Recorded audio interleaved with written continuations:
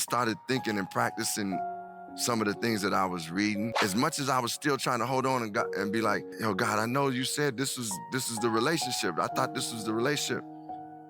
Well, I learned some lessons in that. One of the lessons was that I was willing to dim my light for others. And in that relationship, I was dimming my light. It's not that person's fault. I take responsibility for that.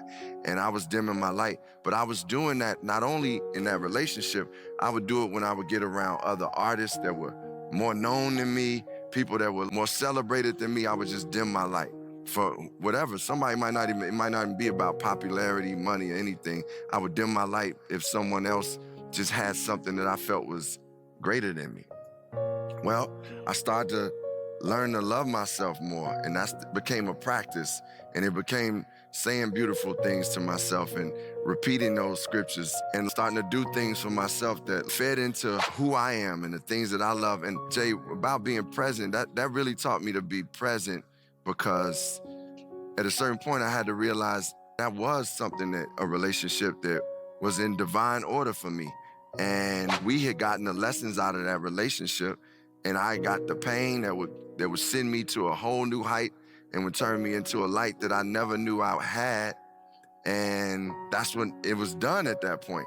But it's hard sometimes to understand that it's done.